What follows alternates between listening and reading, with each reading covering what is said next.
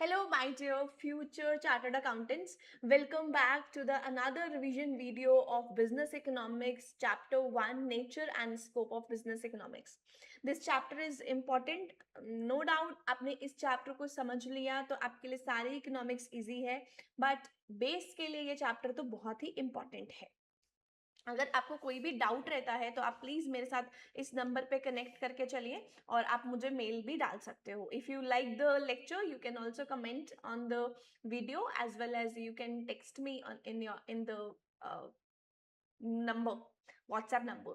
So first of all, I would like to say here, मेरे notes enough है, इसी को ही पढ़ के चलना, बार बार पढ़ना. आपके 80+ मार्क्स गारंटेड है इन इकोनॉमिक्स, सिर्फ इन्हीं को ही पढ़ने के साथ साथ. ठीक है, तो ओके फाइन. देखो, दुनिया गोल है और दुनिया में पैसे की ही महत्वता है, मतलब पैसे की ही इंपॉर्टेंस है, राइट?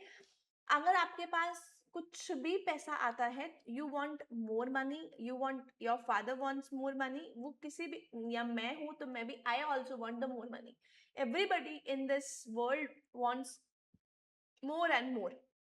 इमेजिन करो, आपका बर्थडे है, हैप्पी बर्थडे टू यू, ठीक है, और तुम्हारे पापा ने आपको 10,000 रुपए कैश दिए.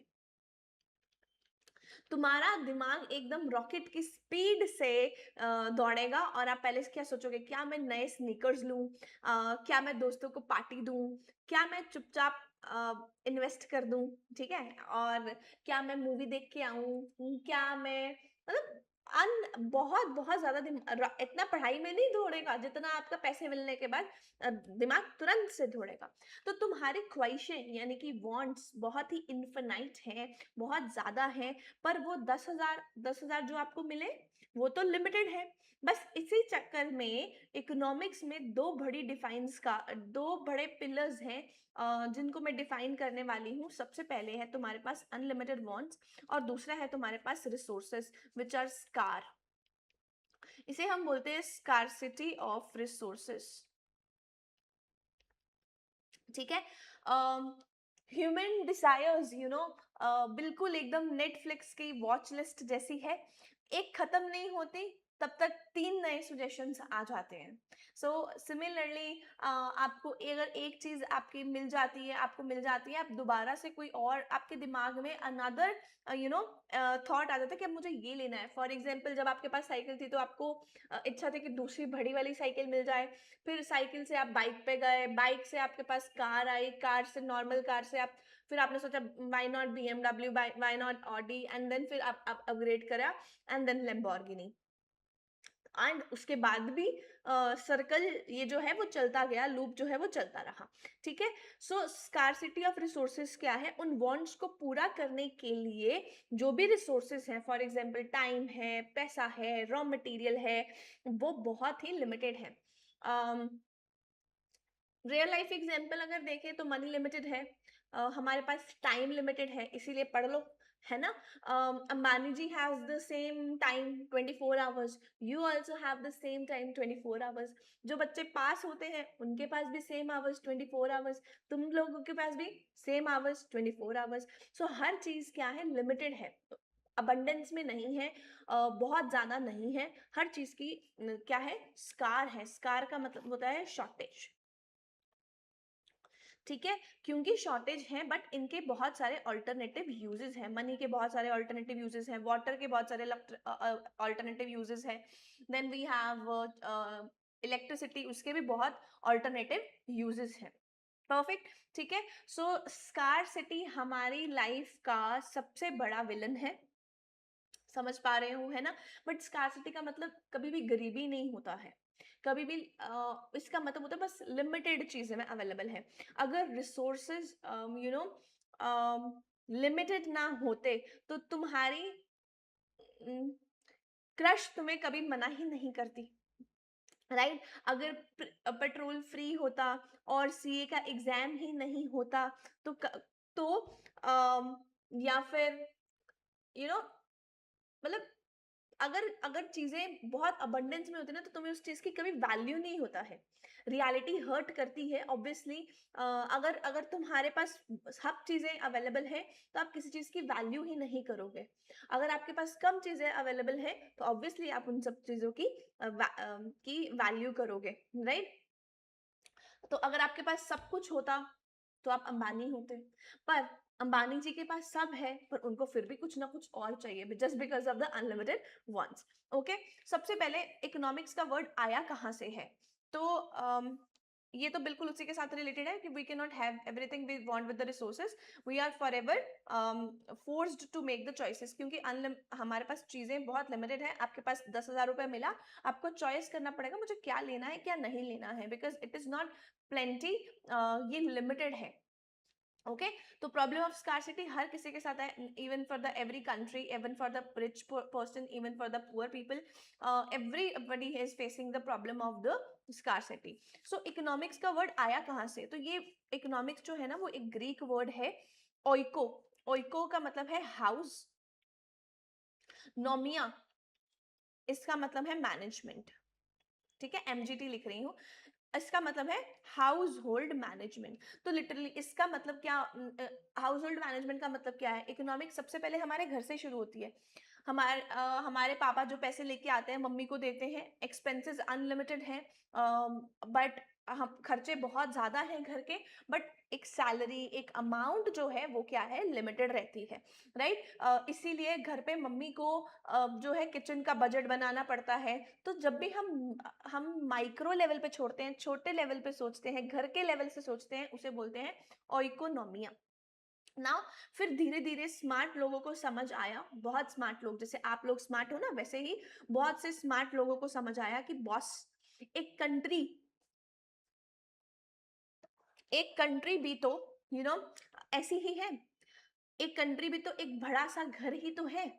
तो 19 सेंचुरी तक आते आते, टिल 19 सेंचुरी तक आते आते, ये किचन मैनेजमेंट से ऊपर उठकर पूरे देश का वेल्थ का मैनेजमेंट बन गया।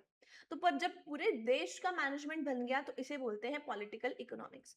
पहले हाउस होल्ड इकोनॉमिक्स था, फिर ये धीरे धीरे धीरे धीरे धीरे धीरे करके जब हमने वेल्थ का मैनेजमेंट पूरे देश को लेके समझा, तो उसे बोल दिया हमने पॉलिटिकल इकोनॉमी। ओके। अब हमारे पास टॉप इकोनॉमिस्ट है। टॉप इकोनॉमिस्ट आप भी अगर डिफाइन बना दोगे कोई, तो आप भी इकोनॉमिस्ट में आ जाओगे। तो हमारे पास अभी फिलहाल ये 4 इकोनॉमिस्ट के बारे में पढ़ के चलना है। 5वें भी हैं, यहाँ पे होंगे, जॉयल डीन, ठीक है। सो सबसे पहले है एडम स्मिथ, जिनको हम फादर ऑफ इकोनॉमिक्स बोलते हैं। देन वी हैव जेबी से, then we have Alfred Marshall, then we have Lionel Robbins. तो ये आईसीआई के मोस्ट फेवरेट पर्सन यानी कि मोस्ट फेवरेट इकोनॉमिस्ट है। ओके। सो 1776 में ना एडम स्मिथ जी ने एक बुक लिखी थी, inquiry into the nation of wealth, into the wealth of the nation. ठीक है, उनका व्यू था कि इकोनॉमिक्स कुछ नहीं है, बस साइंस है, साइंस ऑफ वेल्थ है, पैसा ही सब कुछ है, पैसा कमाना है, पैसे को कैसे खर्च करना है, और कैसे पैसे को हमें बढ़ाना है, बस यही है इकोनॉमिक्स। ठीक है। तो जेबी से ने भी इसमें हाँ कर दी, उन्होंने भी बोला कि हाँ ठीक है, इकोनॉमिक्स है, इकोनॉमिक्स साइंस है जो कि वेल्थ के साथ डील करती है। बाकी लोगों ने अ, बोला कि तुम तो यार बड़े मतलबी हो, एडम स्मिथ एंड जेबी से। ठीक है, दिन रात बस पैसे की ही बात करते रहते हो, ह्यूमंस की तो कोई वैल्यू ही नहीं है तुम्हारी नजर में, ह्यूमन वेलफेयर की तो तुम्हारी नजर में कोई वैल्यू ही नहीं है। ठीक है, इसको लोग डिसमल साइंस बोलना शुरू हो गए। कौन से बोलना शुरू हो गए? डिसमल डिसमल साइंस, यानी कि बुरा सब्जेक्ट कहने लग पड़े। अच्छा, ऐसा क्यों? क्योंकि तुम सिर्फ पैसे के बारे में ही सोचते हो। अगर एक बंदे के पास 100 करोड़ है, बट उसके पास कोई फैमिली नहीं है, उसके पास मेंटल पीस नहीं है, क्या वो पैसा किसी चीज का काम का है? नहीं, है ना। तो इसीलिए एल्फ्रेड मार्शल जी आए। एल्फ्रेड मार्शल जी ने 1890 में उन्होंने थोड़ा इमोशंस में टच दिया। फॉर एग्जाम्पल, आप एक डॉक्टर है, बहुत अच्छा कमाते हैं, पर वो अपने अपने पेशेंट्स का ध्यान नहीं रखते, गुड केयर नहीं करते, तो क्या वो गुड डॉक्टर कहलाएंगे? The answer is no, right. Similarly Alfred Marshall ने बोला कि human welfare is very very important. पैसा सब कुछ नहीं होता, पैसा इंपॉर्टेंट है बट पैसा सब कुछ नहीं होता। पैसा एक जरिया है, एक सोर्स है, असली मकसद तो ह्यूमन वेलफेयर है, इंसान की भलाई करना है। उन्होंने बोला कि इंसान को ऑर्डिनरी बिजनेस ऑफ लाइफ की स्टडी करी। उन्होंने किसकी वेलफेयर की? ऑर्डिनरी बिजनेस ऑफ लाइफ, ठीक है। वेलफेयर थोड़ा वर्ड लोगों को कंफ्यूजिंग लगा। अगर कोई बच्चा चुपचाप कोल्ड ड्रिंक की जगह बेयर पीता है तो उसको सेटिस्फेक्शन तो मिल रही है, पर क्या उससे उससे उसका वेलफेयर हो रहा है? बिल्कुल नहीं। तो इसीलिए मार्शल साहब थोड़े फंस गए। उन्होंने बोला नहीं यार, ये तो सही नहीं है। इसके जगह पे आ गए लॉयनल रॉबिन्स, जो कि आईसीआई के फेवरेट इकोनॉमिस्ट हैं, ठीक है। सो उन्होंने नो नॉनसेंस रियलिस्टिक डेफिनेशन दी। उन्होंने बोला scarcity definition and choice definition, scarcity and choice definition दी, ठीक है। उन्होंने कब दी? 1932 में दी। तो आप प्लीज ये ईयर अपने नोट्स में अपडेट कर लेना, 1776, 1890 एंड 1932। तो उन्होंने बोला इकोनॉमिक्स जो है, इकोनॉमिक्स है चॉइस अंडर द स्कार्सिटी। उन्होंने क्या बोला? Choice under the scarcity. Resources scar है, रिसोर्सेज लिमिटेड है, बट उनके ऑल्टरनेटिव यूजेस हैं जिससे हमें चॉइस करनी पड़ती है। जैसे दूध से चाय भी बन सकती है, और मिठाई भी बन सकती है, और चीज भी, है ना। अब क्योंकि सब कुछ नहीं मिल सकता, इसीलिए हमें चूज करना पड़ेगा कि या तो चाय, या तो मिठाई, या तो चीज। तो मतलब दोनों तीनों में से दो चीजें भी कर सकते हैं, वन वन वाली भी कर सकते हैं, ठीक है। बस हमें क्या करनी पड़ती है? चॉइस करनी पड़ती है ना। अगर कोई रिसोर्सेस कार है पर उसका सिर्फ एक ही यूज है, तो क्या वहां इकोनॉमिक्स की जरूरत पड़ेगी? आई रिपीट, अपने कमेंट बॉक्स में या मुझे मैसेज करके जरूर बताना है, ठीक है। इफ रिसोर्सेस क्या है? स्कार है, उसका वन ही यूज है, तो क्या इकोनॉमिक्स की वहां पे नीड है? मैं आपका आंसर जो है वो कमेंट बॉक्स पे चेक करके चलूंगी, ठीक है। Okay, now next. अब सबसे बड़ी बात है, मोस्ट इकोनॉमिक प्रॉब्लम्स जो है वो कॉम्प्लेक्स नेचर की हैं, सेवरल फैक्टर्स हैं। इकोनॉमिक्स जो है हेल्प करती है एनालिटिकल अप्रोच में। Analytical approach why? बिकॉज हमें चॉइस करनी पड़ती है, चॉइस करनी पड़ती है, चूज करना पड़ता है बेस्ट कोर्स ऑफ एक्शन। जो भी हमारे पास ऑल्टरनेटिव चीजें हैं उसमें से हमें चूज करना पड़ता है। इकोनॉमिक्स कैन नॉट इंश्योर कि सारी प्रॉब्लम्स हम टैकल करके चल रहे हैं, बट ये हेल्प करती है कि प्रॉब्लम को हम सही तरीके से समझें और उसका समाधान निकाल के चलें। ओके, सबसे पहली बात है माइक्रो और मैक्रो देखते हैं। माइक्रो कहां से आया? माइक्रो आया ग्रीक वर्ड से, जिसका मतलब होता है माइक्रोस, यानी कि छोटा, छोटू सा, ठीक है। ग्रीक वर्ड का होता है मैक्रोज, यानी कि बड़ा। ओके, इंडिविजुअल यूनिट्स यानी कि एक कंज्यूमर के बारे में जब मैं स्टडी करती हूँ, एक हाउस होल्ड के बारे में जब मैं स्टडी करती हूँ, एक कंपनी के बारे में स्टडी करती हूँ, एक प्रोडक्ट के प्राइस के बारे में स्टडी करती हूँ, ठीक है, इसको हम बोलते हैं micro economics, study of individual और ग्रुप ऑफ यूनिट और house hold forms. Macro economics यानी कि ओवरऑल यूनिट्स, टोटल यूनिट, जब मैं इकोनॉमी को एज ए होल पढ़ के चलती हूँ, पूरी इकोनॉमी को देख के चलती हूँ, उसे बोलते हैं हम macro economics. For example national income, general price level, balance of trade, balance of payment, savings, investment, level of employment, economic growth rate, right. तो इसको हम माइक्रो इकोनॉमिक्स का एक दूसरा नाम भी है जिसको हम बोलते हैं प्राइस थ्योरी। और पता है मैक्रो इकोनॉमिक्स का एक दूसरा नाम भी है जिसको बोलते हैं इनकम एंड एम्प्लॉयमेंट थ्योरी।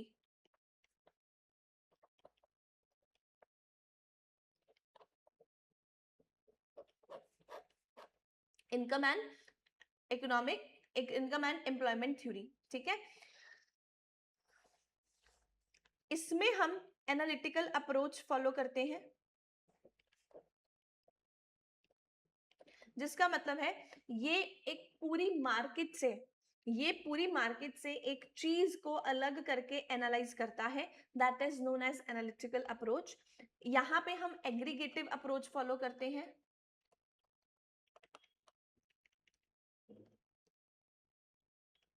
ये सबको एक साथ जोड़कर दिखाता है, ठीक है। तो मतलब यहाँ पे हम एग्रीगेटिव यूनिट्स के बारे में पढ़ते हैं, वहां पे हम एनालिटिकल अप्रोच के बारे में पढ़ते हैं। सो एनालिटिकल इज ऑलवेज मतलब हम एक यूनिट के बारे में, एक को सेपरेट करके पूरी अलग से मार्केट से ही हम उस बंदे को अलग करके हम एनालाइज करके चल रहे हैं। ओके, क्लियर है, सिंपल। सो माइक्रो का मतलब है एक जंगल में अगर हम हैं, एक पेड़ की स्टडी कर रही हूँ, एक ट्री की स्टडी कर रही हूँ, that means it is micro economics.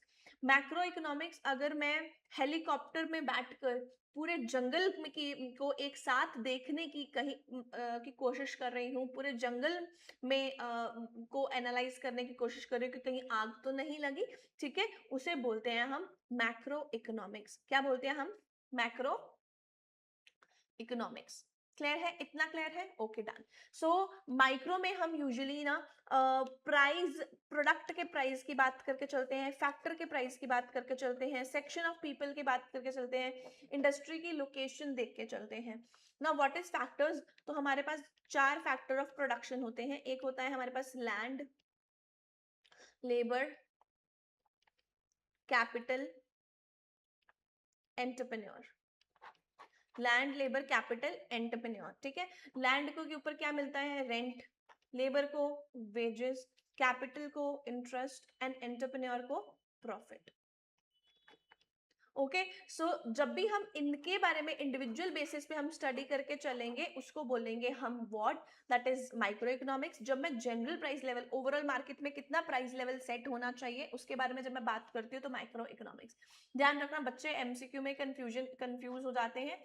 Product pricing is factor pricing, product pricing micro का पार्ट है, जनरल प्राइस लेवल हमारा मैक्रो का पार्ट है। क्लियर है? अब हमारे पास एक टॉपिक आता है that is known as applied और the managerial economics. Joel Dean defined business economics as use of economic analysis in formulation of business policy. अब तुम सोचोगे मैम, ये जो मोटी मोटी किताबें बातें करती हैं, ये रियल बिजनेस में ऐसा काम आती है? कहने का मतलब क्या, हमारे पास बहुत बड़ी बड़ी मोटी मोटी बुक्स होती हैं, फॉर एग्जाम्पल आपकी इकोनॉमिक्स की बुक, फाउंडेशन की, है ना, क्या वो रियल बिजनेस में काम आती है? बिल्कुल हाँ, क्योंकि ये बिजनेस इकोनॉमिक्स की बुक है तो ये काम आती है। इसी को, बिजनेस इकोनॉमिक्स को हम अप्लाइड या फिर मैनेजरियल इकोनॉमिक्स बोलते हैं। अच्छा, तो मैम ये बिजनेस इकोनॉमिक्स का ही नाम है? बिल्कुल यस बेटा, ये अप्लाइड इकोनॉमिक्स बिजनेस इकोनॉमिक्स का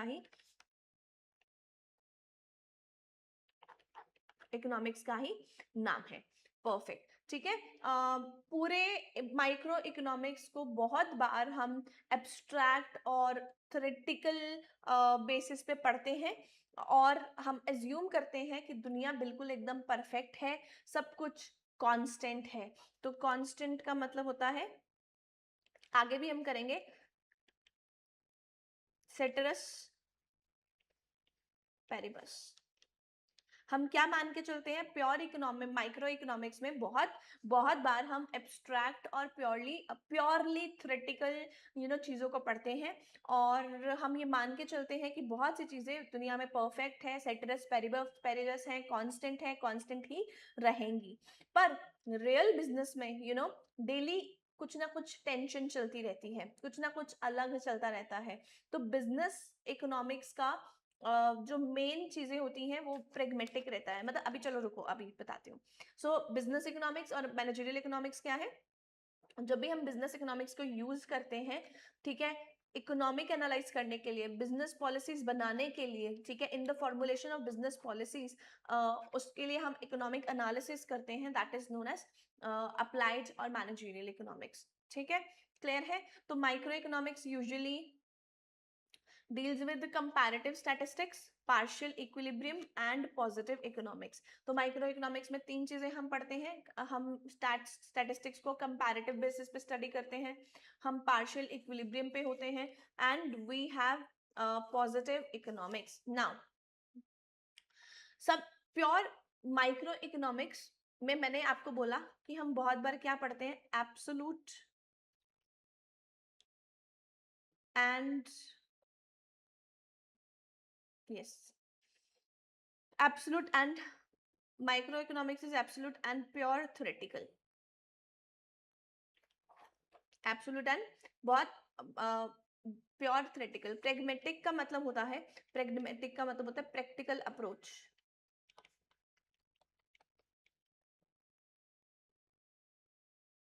प्रेगमेटिक का मतलब क्या होता है, प्रैक्टिकल अप्रोच। ये किताबी बातों से ऊपर उठकर जमीन पर आकर बात करता है। अच्छा, ये नहीं पूछता कि परफेक्ट मार्केट इक्विलिब्रियम क्या है, ये पूछता है कि भाई सामने वाला कॉम्पिटिटर डिस्काउंट दे रहा है या नहीं। अगर दे रहा है तो हमें अपना प्राइस कितना कम करना चाहिए, या हमें अपना प्राइस कम करना भी चाहिए या नहीं करना चाहिए। सिंपल। तो बिजनेस इकोनॉमिक्स, मैनेजरियल इकोनॉमिक्स में हम प्रैक्टिकल चीजें सोच के चलते हैं, ठीक है, और प्रेगमेटिक रियलिस्टिक अप्रोच हम बना के चलते हैं कि सब सामने वाला बंदा क्या हमें दे के चल रहा है। सेकंड है नॉर्मेटिव इन द नेचर। चलो अभी बाद में पढ़ते हैं, ये मैंने बताया एब्स्ट्रैक्ट एंड प्योर थ्योरेटिकल है, ठीक है। दूसरा है प्रेगमेटिक के साथ इंटरडिसिप्लिनरी। क्या है, इंटरडिसिप्लिनरी। इंटरडिसिप्लिनरी का मतलब क्या है, देखो ये अकेला इकोनॉमिक्स जो है वो काम नहीं करता है, इसके साथ हम स्टैट्स, इसके साथ हम इकोनॉमिक्स, इसके साथ हम अकाउंटिंग, मैनेजमेंट सबकी स्टडी करके चलते हैं। सारे के सारे टूल्स को, स्टैट्स के टूल्स को, सारे सारे मैथ्स के टूल्स को, मैनेजमेंट के टूल्स को, सबको हम कंबाइन यूज करके चलते हैं एंड हम एक डिसीजन बनाकर चलते हैं। प्योर इकोनॉमिक्स बस बताता है कि क्या चल रहा है, क्या होना चाहिए, क्या नहीं होना चाहिए। बिजनेस इकोनॉमिक्स मैनेजर को गाइड करता है कि टारगेट हिट करने के लिए क्या करना चाहिए। सो नॉर्मेटिव इन नेचर का मतलब क्या है, बेसिकली हमें एक्चुअल में टारगेट को हिट करने के लिए क्या करना चाहिए, हम उसकी स्ट्रैटेजी जो है वो बनाकर चलते हैं, ठीक है। सो बिजनेस इकोनॉमिक्स क्या है, सोशल साइंस है, जिसमें हम डिफरेंट डिफरेंट पर्सन्स का नेचर समझते हैं, ह्यूमन बींग्स के साथ डील करके चलते हैं, सराउंडिंग्स के बारे में पढ़ के चलते हैं। और ये माइक्रो इकोनॉमिक्स के ऊपर बेस्ड होता है, और कुछ एलिमेंट्स इसके मैक्रो के भी होते हैं। ये आर्ट है, जैसे जैसे हम अप्लाई करते रहते हैं वैसे वैसे हमें सूझबूझ और मिलती जाती है, हम बेटर होना शुरू हो जाते हैं, ठीक है। और ये प्रैक्टिकल है, प्रैक्टिकल प्रॉब्लम्स को लेके चलता है। नॉर्मेटिव है, जिसमें हम वेलफेयर को इनकॉर्पोरेट करके चलते हैं। प्योर इकोनॉमिक्स क्या बताता है कि क्या चल रहा है, ठीक है, बट बिजनेस इकोनॉमिक्स मैनेजर को गाइड करता है कि टारगेट को अचीव करने के लिए, टारगेट को हिट करने के लिए मुझे क्या करना होगा, क्या अचीव करना पड़ेगा। Now there comes a very two important topics, positive economics and the normative economics. Now what is positive economics and normative economics? Let me tell you one thing. India में बहुत गरीबी है, ये फैक्ट है। India में बहुत ज्यादा population है, ये फैक्ट है। इंडिया की गरीबी कम होनी चाहिए, है ना, ये आपका थॉट प्रोसेस कहता है, आप एक सुजेशन देके चल रहे हो। इंडिया में एम्प्लॉयमेंट ज्यादा जनरेट होनी चाहिए, ये आप एक सजेशन देके चल रहे हो, ठीक है। तो पॉजिटिव इकोनॉमिक्स क्या कहता है, एक्चुअल में करंट सिचुएशन को बताता है, एनालाइज करता है कॉज एंड इफेक्ट रिलेशनशिप। तो क्या है, ये बेसिकली डिस्क्रिप्टिव रहता है, बता के चलता है कि क्या प्रॉब्लम एक्चुअल में है, क्या नहीं है, रियलिटी चेक देता है पॉजिटिव इकोनॉमिक। नॉर्मेटिव प्रिस्क्रिप्टिव होता है। फॉर एग्जाम्पल आप डॉक्टर के पास जाते हो, तो डॉक्टर आपको एक प्रिस्क्रिप्शन लिख के देता है कि ये मेडिसिन फॉलो करो, देखो फर्क पड़ता है कि नहीं पड़ता है, ठीक है। तो वो एक प्रिस्क्रिप्टिव होता है। Similarly what should be done for the welfare involves value judgement. तो वो क्या कहते हैं, नॉर्मेटिव इकोनॉमिक्स बोलकर चलता है। राइट। सो एग्जामिनर्स का बेसिकली ये मोस्ट फेवरेट टॉपिक रहता है पूछने का इस चैप्टर में। फॉर एग्जांपल इंडिया का इन्फ्लेशन रेट 5.5% है, अभी है, हाँ है। इसको हम डेटा पे निकाल कर चेक कर सकते हैं। अगर हम चेक कर सकते हैं मतलब ये फैक्ट है, ये पॉजिटिव इकोनॉमिक्स है। और नॉर्मेटिव अकाउंट्स बताता है कि what ought to be, what should be, what ought to be, या व्हाट शुड बी, क्या होना चाहिए। ये प्योरली ओपिनियन बेस्ड होता है। जो नॉर्मेटिव इकोनॉमिक है ये किसके बेसिस होता है, ओपिनियन बेस्ड होता है। ठीक है। अगर मैं कहूँ रोज 10 घंटे पढ़ने से आपका सीए फाउंडेशन क्लियर होने के चांसेस बढ़ जाते हैं, तो ये एक पॉजिटिव स्टेटमेंट है कि एक्चुअल में ऐसा ये फैक्ट है। नॉर्मेटिव क्या है, बट मैं बोलूँ यार तुम 12 घंटे पढ़ोगे, मतलब मैं ज्ञान आपको देना शुरू करूँ कि ऐसे करो वैसे करो, समझ आया, ये क्या है, ये क्या है, नॉर्मेटिव है। ठीक है। Now comes the very important another topic and the unit 1 will be ending over here. So scope of business economics. Now, what is the scope of economics? Microeconomics is applied to operational and internal issues solved using microeconomics arise within the organization or are within the control. Macroeconomics applied to environmental and external factors solved uses the macroeconomics not within the control of management. Thus, organization should fine tune to its policies accordingly. देखो, internal और operational issues, यानी कि ये क्या है, micro driven है। बिल्कुल, ये वो प्रॉब्लम्स हैं जो कंपनी के अंदर होती हैं। इंटरनल है ना, तो मतलब ये क्या होंगी, विद इन द कंपनी होंगी, विद इन द ऑर्गेनाइजेशन होंगी। ठीक है, अंदर होती हैं। सबसे मजे की बात पता क्या है, ये मैनेजमेंट के क्योंकि इंटरनल है तो ये मैनेजमेंट के कंट्रोल में होगी। तुम अपनी अपनी स्ट्रैटेजी को चेंज करके उसे फिक्स कर सकते हो, उसे ठीक कर सकते हो। अगर मैंने तुमसे पूछा कि तुम्हारी सेल्स कितनी होगी, उसका आप आइडिया लगाते हो, तो डिमांड एनालिसिस करते हो।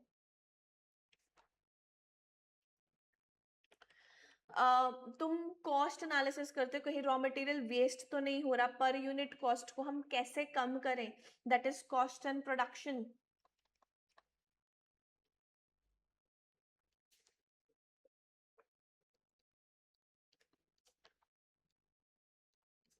प्राइसिंग पॉलिसीज, अपने प्रोडक्ट का प्राइस जो है वो मैं क्या रखूं, ठीक है, ताकि कस्टमर टिका रहे, भागे भी ना। ठीक है, ये सब चीजें तुम किसके अंदर पढ़ते हो, माइक्रो के अंदर। रिसोर्स एलोकेशन,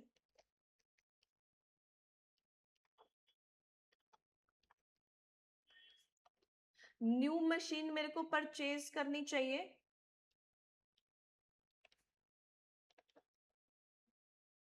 या ओल्ड वाले से ही काम कर चलाएं। ठीक है, ये सब क्या है, इंटरनल। तो apply to operational and internal issues solve uses the micro economy arise within an organisation within the control. Now comes macro economics, external और एनवायरमेंटल फैक्टर्स। ये क्या है, मैक्रो ड्रिवन। ये क्या है, मैक्रो ड्रिवन। ये वो तूफान है कंपनी का, ये वो आंधी है जो कंपनी के बाहर चल रही है। ठीक है, मतलब कंपनी के इनसाइड नहीं है, इट इज आउटसाइड। इन पर कोई भी, क्योंकि आउटसाइड है तो तुम्हारा कोई कंट्रोल इन पर नहीं होता। तुम इन्हें रोक नहीं सकते हो, तुम इन्हें रोक मतलब कंट्रोल नहीं है तो फिर रोकोगे कैसे, है ना। बस इनके हिसाब से तुम खुद को बदल सकते हो, अडेप्ट कर सकते हो। तुम क्या कर सकते हो, इसको अडेप्ट कर सकते हो। परफेक्ट, ठीक है। सो जैसे कि गवर्नमेंट पॉलिसी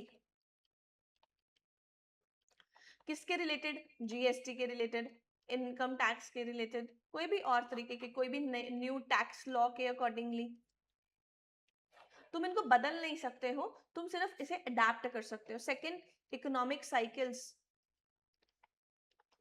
तुम्हें नहीं पता मार्केट में कब बूम पीरियड है, कब बूम पीरियड आएगा, कब रिसेशन पीरियड आ जाएगा, कब मंदी आ जाएगी, है ना? तो तुम इसे रोक नहीं सकते, बस तुम अडेप्ट कर सकते हो, तुम उसका रिएक्शन दे सकते हो। Third is monetary policy.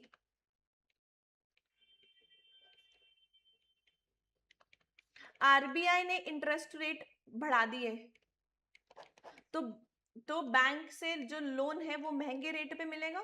तुम्हारे ऊपर है तुम्हें लेना है कि नहीं लेना है ना? It's all depends on you, but तुम इसे रोक नहीं सकते हो। Fourth is social environment.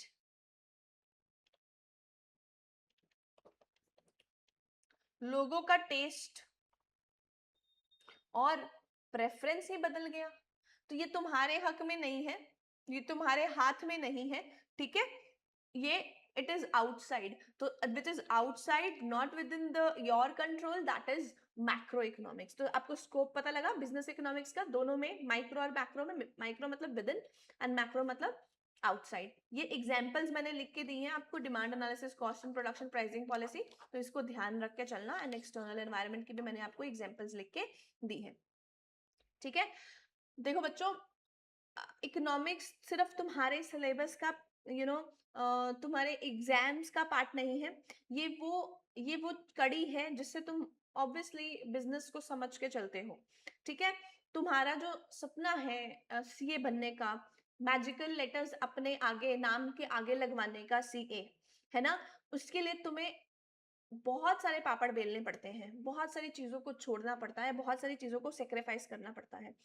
ये कोर्स सिर्फ और सिर्फ तुम्हारा टाइम और तुम्हारा फोकस मांग के चलता है।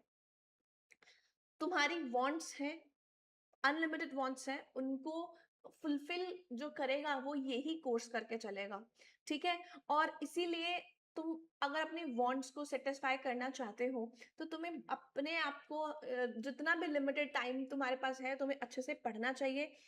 एग्जाम्स के दिन बहुत ही लिमिटेड है, अच्छे से यूटिलाइज करके चलो, यू नो, प्रेग्मेटिक बनो, अपने दिन का शेड्यूल ऐसे मैनेज करो कि तुम एक टॉप सीईओ हो, अपने सीईओ हो, ठीक है? अब जो अपनी कंपनी चलाता है वो हो, तो अपने आप को चलाओ, अपने आप को इस तरीके से हार्ड एंड रफली अपने आप को ट्रेन करके चलो कि इस बार मुझे क्लियर करना ही करना है।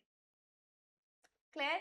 Got it? अभी आप इस यूनिट को रिवाइज करके चलिए, फिर हम नेक्स्ट पार्ट में, पार्ट 2 में हम यूनिट 2 को फिनिश करके चलते हैं।